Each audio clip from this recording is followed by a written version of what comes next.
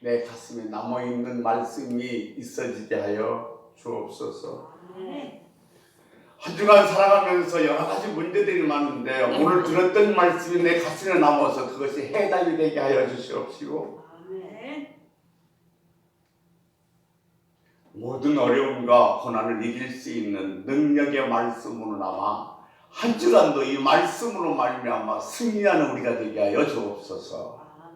주님, 오늘도 나를 찾아오는 주님을 말씀으로 만난 복된 시간 되게 하여 주옵시고, 오직 부족한 저는 도구로만 써 주옵소서. 감사하며 예수 그리스도 이름으로 간절히 기도 올려옵나이다. 아멘. 환영합니다. 사랑합니다. 축복합니다. 하나님이요, 남녀노소 빈부 차이 없이 똑같이 준 게 있어요. 저도 여러분도 다 똑같이 받았습니다. 그게 뭐냐면 시간이에요. 누구는 25시간, 누구는 22시간, 누구는 28시간 주시지 않았어요. 다 똑같이 24시간 주셨어요. 시간은 다 주셨는데 때는 하나님께 있습니다. 근데 그 때는 내가 하나님께서 주신 시간을 하나님께 드릴 때 하나님이 그 때를 내게 주어주시는 줄로 믿습니다. 이게 우리는 내게 주어진 시간 중에서 될 수 있으면 어떻게 주님에게 많이 드릴까를 생각해야 됩니다. 내가 기도하는 시간, 내가 찬송하는 시간, 내가 예배하는 시간, 내가 전도하는 시간 다 이거 하나님께 드리는 시간입니다. 이 시간이 많으면 많을수록 내게 때가 많이 가까이 오는 줄로 믿습니다. 특히 우리 이미옥 집사나 우정근 집사님 찬양하실 때 사실 아무도 없을 때 찬양을 부르기 힘들어요. 그러나 이건 하나님께 드리는 거고 또 하나님께서 기뻐 받으실 줄 믿고 사람이 아니라 하나님을 보면서 찬양할 수 있는 은혜가 있길 소원합니다. 예수님께서 갈릴리 지역에서 복음을 전하다가 이제는 십자가를 지기 위해서 예루살렘 성에 마지막으로 입성하신 날이 종려 주일입니다. 이때 예수님께서 예루살렘에 올라오신 이유는 십자가를 지기 위해서 올라오신 것입니다. 우리는 종려 주일 하면 딱 떠오르는 그림이 있습니다.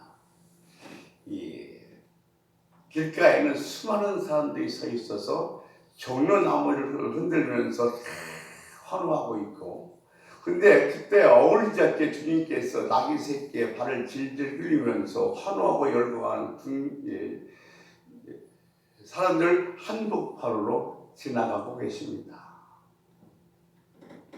근데 성경에 보면 이런 얘기가 나와 있어요. 호산나 호산나 막 외치다가, 야, 지금 우리가 왜 이렇게 외치고 있지? 저 사람이 누구야? 저 사람이 도대체 누구길래 우리에게 나와서 환호하고 있어라고 물어보는 사람도 있었습니다. 그러니까 보면 누군가는 진정한 목적을 갖고 나와서 그렇게 환호를 했고, 누구는 남이 하니까 따라서 나와서 환호를 했고, 어떤 사람은 그제서야 깨닫고 호산나 환호하는 사람도 있었습니다. 사실 이 종려주일은 예수 그리스도의 예루살렘 입성 이야기입니다. 근데 전에는 이 절기가 없었습니다. 여기 유월절, 오순절, 토막절은 전에도 있었습니다만 이 종려주일은 예수 그리스도로 말미암아 생겨진 절기입니다. 작게는 해방자로서요 예루살렘 성에 입성했고, 크게는 온 인류의 구속자요 온 인류의 대속자로서 위대한 입성이 되기도 합니다. 예수님의 예루살렘 이야기, 즉 고난의 얘기는 사복음서에 다 기록되어 있습니다. 그리고 그 분량은 무려 3분의 1이나 됩니다. 그런데 예수 그리스도의 탄생 이야기는 마태와 누가복음에밖에 나오진 않습니다. 그러니까 이 예루살렘 입성이 이 주님의 고난 이야기가 사복음서에 다 기록된 걸 봐서 어쩌면 성경은 예수 그리스도의 탄생보다도 예수 그리스도의 십자가 이야기를 더 강력하게 강조하고 있는 것이 아닌가 생각이 듭니다. 많은 사람들이 모여서 저분은 우리를 구원할 구세주야, 구원자야 하면서 박수를 치고 환호를 하고 있었습니다. 그런데 세례 요한이 자기에게 가까이 오는 예수를 보고서 이렇게 얘기했습니다. 요한복음 1장 29절 말씀에 보면 같이 한번 읽어보겠습니다. 자, 이튿날 요한이 예수께서 자기에게 나오심을 보고 이르되 보라 시상체를 지고 가는 하나님의 어린 양이로다. 아멘. 지금 길가에 서 있는 수많은 관중과는 전혀 다른 개념입니다. 세례 요한은 세상죄를 지고 가는 어린 양, 무기력하기 짝이 없는 이 양으로 봤습니다. 그런데 지금 예수를 향해서 박수를 치고 환호를 보내는 사람들은 이 예수 그리스도를 슈퍼스타로 봤습니다. 어쩌면 엄청난 역사를 있을 뿐이고 엄청난 능력을 행하실 뿐이고 우리가 이 지긋지긋한 고난에서 해방시켜줄 분이라고 그들은 믿고 기대했습니다. 어느 분이 글 하나를 썼습니다. 자기가 온갖 식물들을 다 모았습니다. 수백 가지, 수천 가지 그 식물과 씨를 모았는데 그가 내린 한 가지 결론은 제가 이렇게 많은 씨앗을 모았고 많은 식물을 모았는데 잡초는 없다는 겁니다.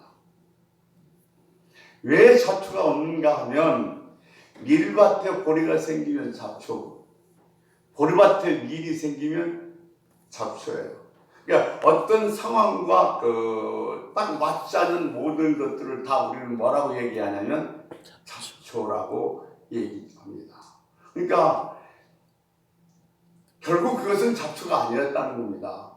아무 뜻없이 그냥 길가에 펴 있는 그 들꽃, 그 들풀들 잡초 같지만 아니요, 그 상황과 그 자리에 딱 맞아서 있어야 될 풀이기에 결국 그것도 잡초는 아니었다는 겁니다. 세상 사람들은 자기 생각과 자기 느낌과 맞지 않으면 지금 이 길가에 나와 있는 사람들은 예수님과는 전혀 다른 생각을 하고 있었던 거예요. 세례 요한이 얘기했던 것처럼 세상 죄를 지고 가는 어린 양인데 자기들을 해방시킬 슈퍼스타로 생각했기에 어느 날 이 예수 그리스도가 자기들과 생각하는 것과 맞지 않자 그만 예수 그리스도가 잡초가 되어 버렸다는 겁니다. 와나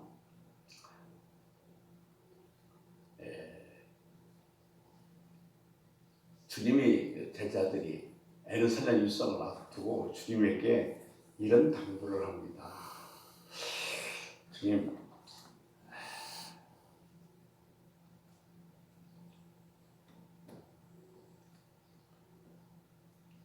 우리에게도 한 자리씩 주면 안 될까요?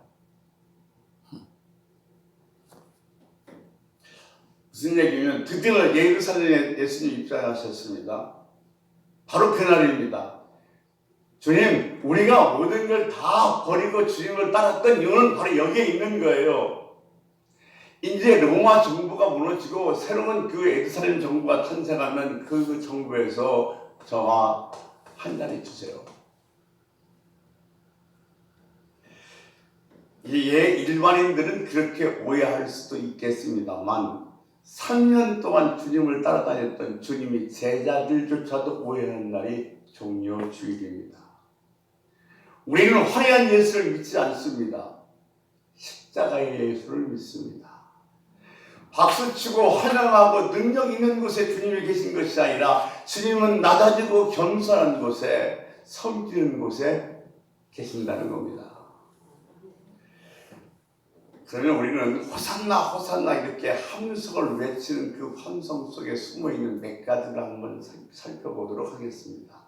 첫째, 호산나 외침은 해방의 외침이었습니다. 우리를 해방시켜주세요. 우리를 살려주세요. 우리를 지긋지긋한 이 압제에서 벗어나게 해주세요. 이 소리가 호산나의 외침이었습니다. 지금 이스라엘 백성들은 로마의 압제 아래에 있습니다. 그리고 헤롯 왕의 학정 속에 있습니다. 그들은 아무리 일을 해도 세금으로 다 다 빼앗겨버리고 여러 가지 어려운 형편에서 질병과 고통 속에서 신음하고 있었습니다.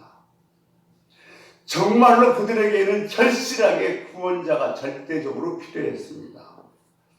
이것은 신학적으로는 메시아 대망론이라고 얘기하죠. 아주 절실하게 예수를 그리워하고 있었어요.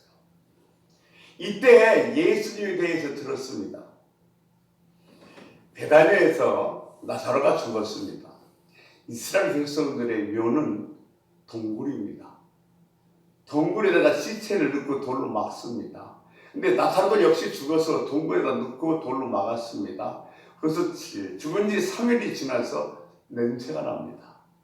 근데 그 나사로를 향해서 우리 주님께서 뭐라고 말씀하시냐면 나사로야 나오라 그러니 나사로가 붕대를 칭칭 둥인 채 강시초로 나왔습니다.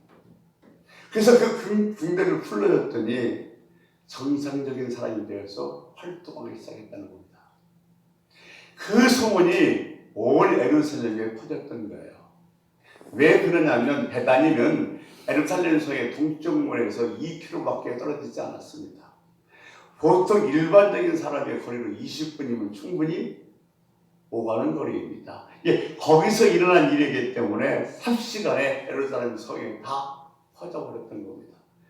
죽어서 냄새가 났던 나사로를 살렸던 예수님이 드디어 예루살렘 성에 오신다는 겁니다.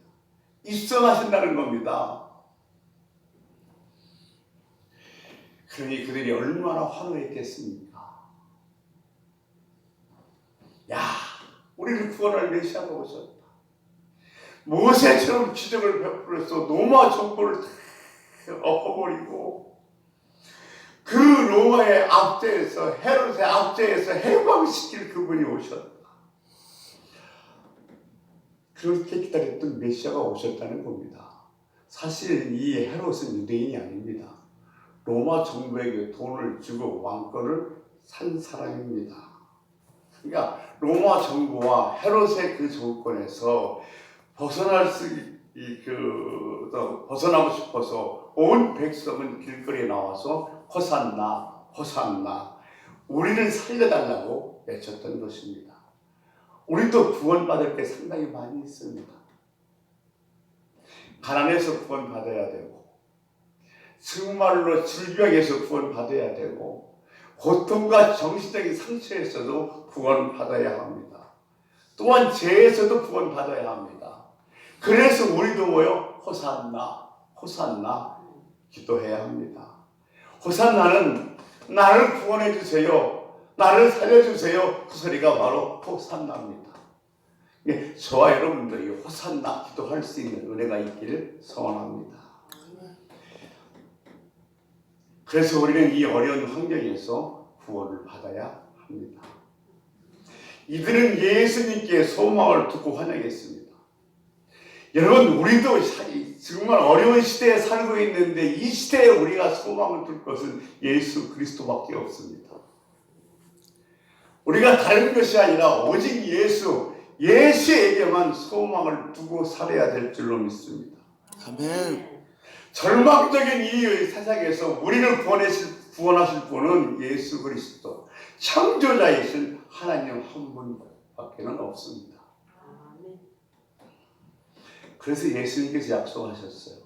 뭐라고 약속하셨냐면 요한복음 14장 13절 말씀에 보면 너희가 내 이름으로 무엇으로 구하든지 내가 하리라. 아버지 아들로 말미암아 영광을 받으시게 하기 위해서. 그러니까 지금 주님께서는 내 이름으로 예수 이름으로 구하면 무엇이든지 다 시행하시겠다고 뭐 하셨어요? 약속하셨습니다. 아멘. 주님, 그래서 우리가 주님의 이름으로 구하면 반드시 이루어질 줄로 믿습니다. 아멘. 그러니까 우리가 주님의 이름으로 기도한다는 것은 예수님의 이름으로 기도했습니다로 끝나는 것이 아니라 예수의 자격으로 기도하고 예수의 능력으로 기도하고 예수의 마음으로 기도하는 겁니다. 이게 우리가 기도할 때마다 나에게 그런 자세가 있는지 살펴볼 필요가 있습니다. 이들 민족의 메시아는 그야말로 해방자였고 구원자였습니다. 그분을 그렇게 기다렸습니다. 근데 드디어 그분이 오셨습니다. 해방시켜주세요. 드디어 때가 왔습니다. 이날입니다. 사람들은 열방시키기 시작했습니다. 해방은 그렇게 기쁜 거요. 해방은 그렇게 감사한 거요. 해방은 그렇게 행복한 겁니다. 어느 날 의사가 암 환자에게 당신은 암에서부터 이제 해방됐습니다라는 선언을 했다면 이 암 환자는 얼마나 기쁘고 즐거웠겠습니까? 이제 당신의 회사에 차주가 풀렸습니다. 마음껏 사업하세요. 그보다 더 기쁜 소식이 어디 있겠습니까?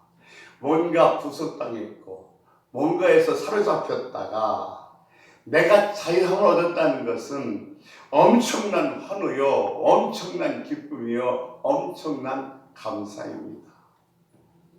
그들은 지금 이것을 요구하고 있는 겁니다.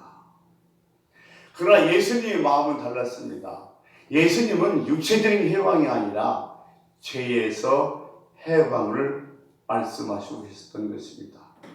영원히 인간으로서는 풀 수 없는, 영원히 인간은 어떻게 할 수 없는 그 구원의 문제에 대해서 예수님께서는 해결해 주고 싶으셨던 겁니다.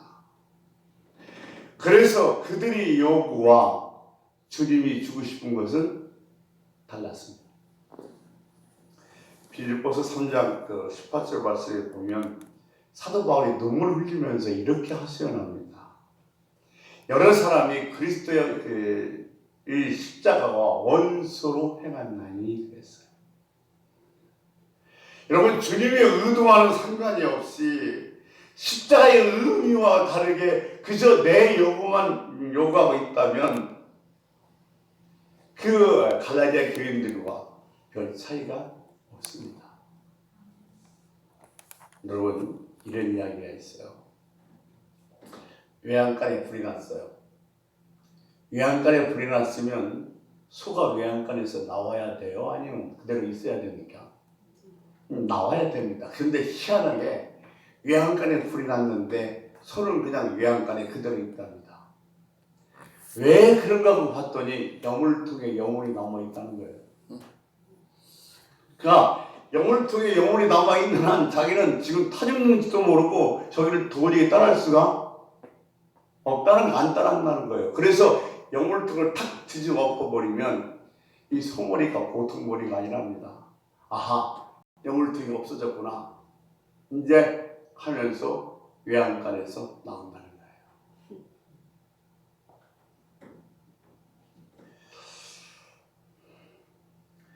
우리들의 인생을 좀 주님께서는 아름답게 만들고 멋지게 만들고 싶은데 지금 우리들이 그 영물통에 발목을 잡고 있는 것은 아닌지 한번 생각해 보십시오.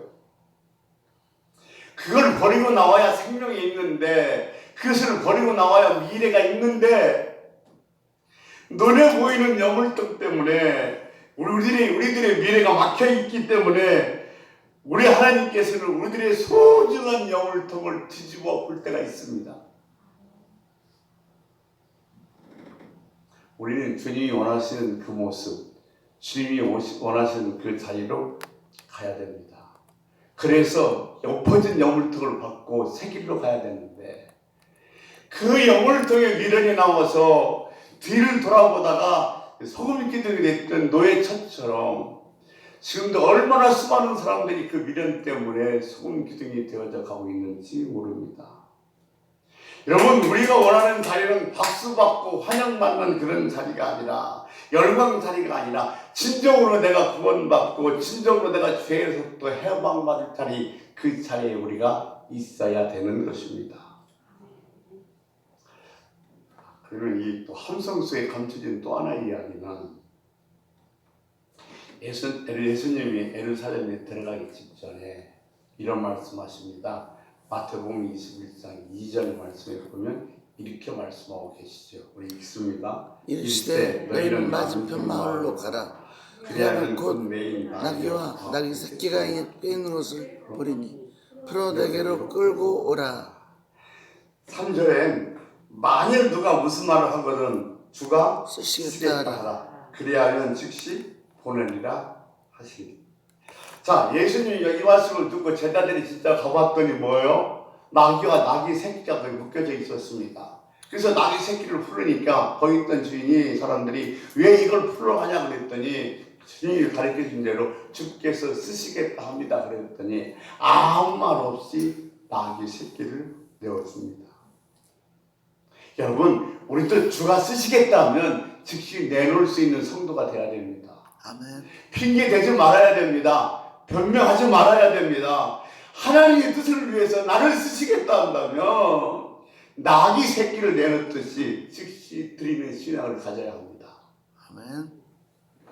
자기 이익을 버리고 손해를 보아도 즉시 순종하는 신앙이 돼야 복을 받을 줄로 믿습니다. 아멘. 주가 쓰시겠다 하면 주여 쓰시옵소서 하고 내 몸과 마음을 드릴 수 있는 믿음이 생기시길 바랍니다. 아멘. 이 화려한 그 하늘 속에 이면에 보면 누군가의 거룩한 헌신과 누군가의 거룩한 버림이 있었고 누군가의 자기 낭비가 있었습니다. 그래서 주님은 예언대로 낙이 새끼를 타고 예루살렘에 입성하는데 귀한 도구로 쓰임받게 되어지는 겁니다. 진짜 믿음은 내가 아닙니다. 주님입니다. 주님이 쓰시겠다 하면 예스. 더 이상 이론이 없습니다. 우리는 소중한 것들을 다 감춰놓고 있습니다. 주님이 쓰시겠다 하면 예 드리겠습니다 하고 말은 하지만 진짜 필요한 건 다 감춰놓고 있습니다. 내 이거 물질만은 안 돼요. 내 자식만은 안 돼요. 내 재능만은 안 돼요. 다 감춰놓고 있는 것은 아닌지 한번 곰곰이 생각해 봐야 됩니다. 참 요건이 안 되는 것들이 많아요. 시간을 드릴 수 없어요. 몸 드릴 수 없어요. 재능 드릴 수 없어요. 수많은 사람들이 얼마나 그러면서 지금도 신앙생활하고 있는지 모릅니다. 우리 주님이 원하셨던 한 사람은 그 화려한 함성 속에서 전혀 빛나지 않지만 주님이 낙이 새끼를 쓰시겠다고 하니까 아무 말 없이 내어준 바로 그 한 사람이었습니다. 그러면 주님께서 예루살렘 성에 입성하실 때 왜 낙이 새끼를 탔을까요? 예수님께서 이 땅에 평화의 왕으로 오셨습니다. 왕은 뭘 타야 되냐면 말을 타야 됩니다. 예수님이 왕으로 오셨을 때 말을 타고 예루살렘 성에 입성하셔야 되는데 낙이 새끼를 타고 입성하셨습니다. 예수님께서 지금 말을 타고 입성한다면 전쟁 선전포고입니다. 근데 예수님은 지금 로마는 힘으로서 평화를 유지하고 있지만 예수님이 힘이 아니라 섬김과 낮아짐으로 평화를 유지하고 오셨기에 그 평강의 왕으로 오셨기에 낙이 새끼를 타고 입성하신 겁니다. 그러니까 주님은 섬김의 주로 왔었기에 섬김의 대명사인 낙이 새끼를 타고 입성하셨던 겁니다.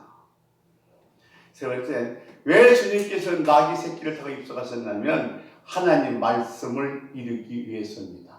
사랑하는 성도 여러분, 하나님은 말씀하시고 그 말씀을 이루시로 말미암아 하나님이 하나님의 됨을 증명하십니다. 그러니까 하나님의 말씀은 절대로 이루어진 것이 안 이루어지는 것이 하나도 없습니다. 반드시 이루어집니다. 틀림없이 이루어집니다. 말씀하시고 그 말씀이 이루어지게 하심으로 말미암아 하나님이 하나님 됨을 증명하십니다. 스가랴서 9장 9절 이사야 60가에 보면 어린 낙이 새끼를 타고 입성하신다고 기록되어 있습니다. 그 말씀을 이루기 위해서 주님께서는 낙이 새끼를 타고 예루살렘 성에 입성하신 줄로 믿습니다. 그러면 예수님은 예루살렘 성에 왜 들어오셨어요? 왜 들어가셨어요? 왕 대접 받으시려고요? 아니요. 죽으시러 들어가셨어요. 예수님이 예루살렘에 들어간 것은 죽으러 들어가신 거예요. 여러분, 주일날 교회 왜 나와요?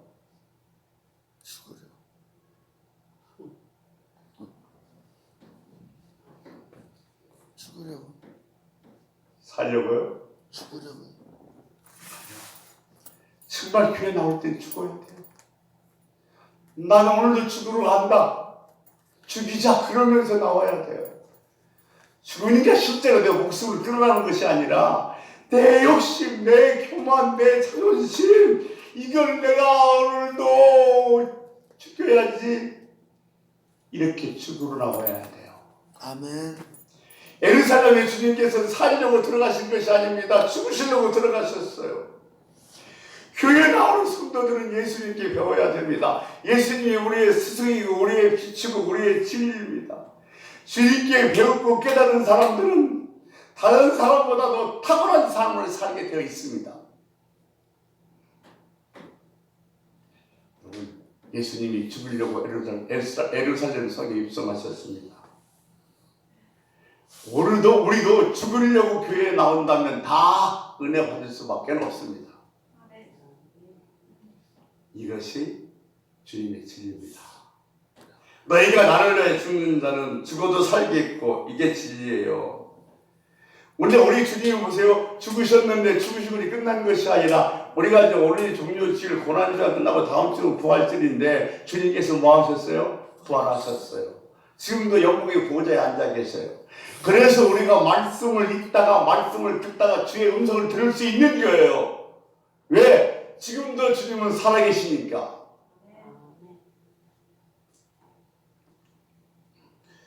그러니까 사실 우리가 성경의 말씀대로 산다는 건 상당히 불편해요. 이 세상에서 말씀대로 산다는 것은 얼마나 불편한 게 아니에요. 왜? 이 세상은 성경과 반대로 되어 있기 때문에. 그러나 불편해도 말씀대로 사는 게 복입니다. 아멘. 많은 사람들은 억지로 신앙생활하고 있어요. 마저 못해서. 그런데 억지로가 아닌 내 마음속에 뜨거움이 있고 내 마음속에 감사가 있고 내 마음속에 감격이 있고 내 마음속에 드림이 있다면 이 신앙생활이야말로 얼마나 행복하겠습니까? 이 신앙생활을 행복하게 해야 돼요. 이 갈라디아 교회에서는 문제가 하나 있었어요. 뭐냐면 심각한 문제인데 지금 당장 부딪히는 문제만을 위해서 흉내내는 문화처럼 그냥 흉내내는 교인들이 갈라디아 교회에 많이 있었던 겁니다. 마음의 감동은 없어요. 마음의 뜨거움은 없어요. 근데 모양은 껍데기는 제대로 갖추고 있어요. 그러나 이것은 진정한 믿음이 아니라는 겁니다. 여러분, 헌신이 없는 그리스도인이 된다는 것은 십자가의 의미를 모르는 겁니다. 몰라도 한참 모릅니다. 우리에게 필요한 건 십자가예요. 지금 내가 필요한 건 십자가야라고 말할 수 있는 그리스도인들이 되기를 축원합니다. 아멘. 예수님께서 원하신다면 주님이 원하신다면 뭐든지 할 수 있는 그런 믿음이 있는 신앙을 가지시기를 축원합니다. 아멘. 누군가 썼는데 저자는 다 기억나지 않습니다만 괜히 왔다 갑니다 라는 책이 있어요. 괜히 왔다 갑니다. 오늘 괜히 왔다 가는 거 아니에요? 정말 예배 1시간 드리는데 괜히 왔다 갔다면 아무런 의미가 없습니다. 여러분이 예수님을 믿는데 목적이 없다면, 목표가 없다면, 그냥 왔다 갔다 한다면 그것보다도 더 가슴 아플 일은 없습니다. 목표가 분명해야 되고 목적이 분명해야 됩니다. 내가 지금 예수 믿는 주께서 당신을 쓰시겠대요. 즉시 드릴 수 있어야 됩니다.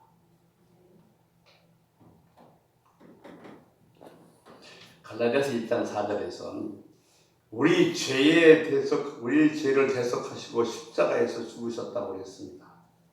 왜 이렇게 죽으셨어요? 주님께서 십자가에서 나를 위하여. 나를 위하여. 우리를 살리려고 주님이 죽으신 거예요. 우리를 살리려고 자신을 희생시킨 것입니다. 우리도 누구를 살리려면 이런 과정을 거쳐야 돼요. 고난과 수고를 겪어야 됩니다. 그리고 내가 죽어야 됩니다. 그래야 다른 사람을 살릴 수가 있습니다. 여러분, 내 남편이든 내 아내든 내 자식이든 내 직장에 들면 누구든지 살리려면 수모와 고통을 겪어야 되고 내가 죽어야 됩니다. 내가 죽지 않고는 다른 사람을 절대로 살릴 수가 없습니다.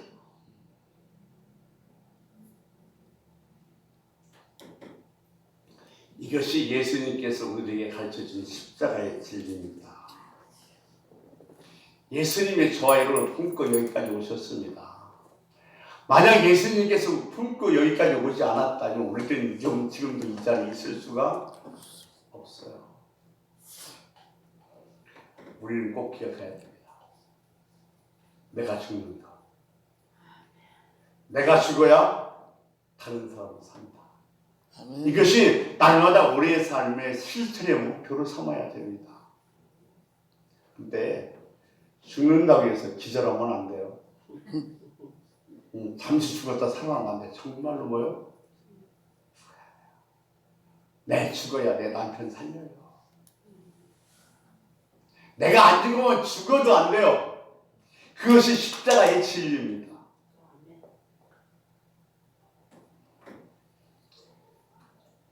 우리는요, 지금 얼마나 무서운 세상을 살고 있는지 몰라요. 뭐가 무섭냐면 기준이 혼란이 왔어요.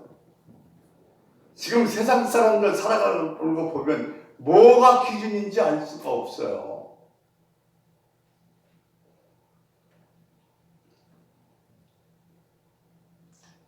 잠깐만 한눈 파면 내가 편한 예수,